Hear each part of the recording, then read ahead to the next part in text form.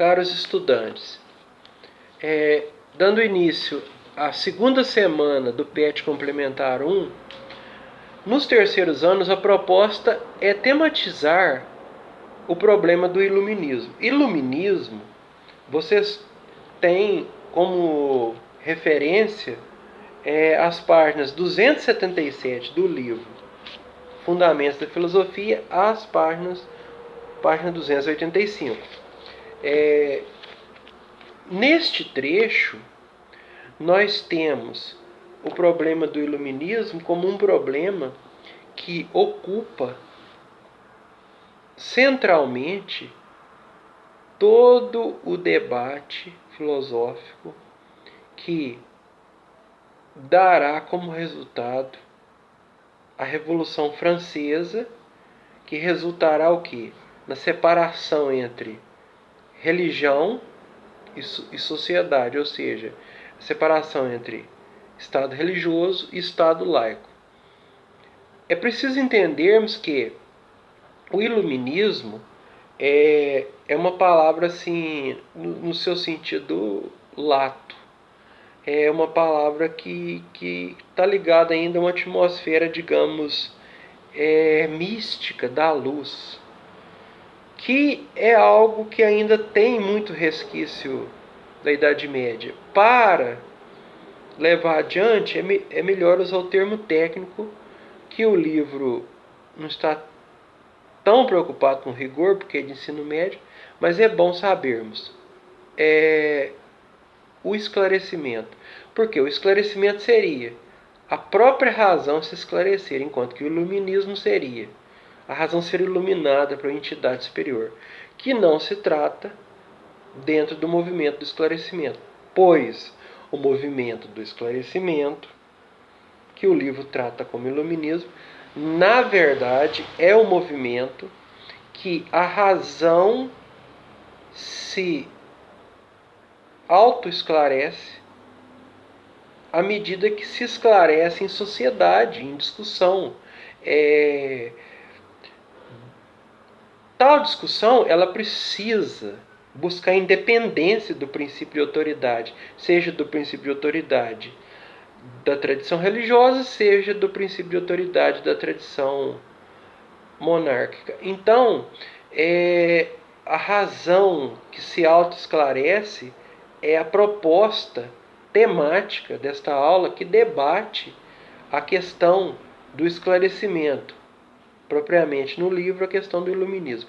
Então nós temos a busca pela crença dos valores positivos da razão. A razão que se esclarece é a razão que ela procura sair do erro, dos vícios, da ignorância, em direção à sua própria emancipação. A emancipação da razão é a emancipação do ser humano, do sujeito, enquanto capaz de conhecer as coisas sem a tutela de uma autoridade. É a aposta no esclarecimento que está em questão. E nada melhor do que depararmos neste movimento um autor-chave de leitura, que será Immanuel Kant. Kant será aquele filósofo que debaterá a questão do esclarecimento, mas a partir da recepção da questão do esclarecimento, que vem por meio de Jean-Jacques Rousseau, que é o filósofo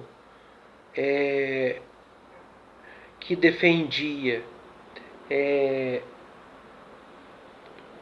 uma necessidade de um novo contrato social baseado na igualdade dos seres humanos, quer dizer, é esse movimento da igualdade, da liberdade e da fraternidade, que é a grande tópica dos iluministas. E Kant está nessa tradição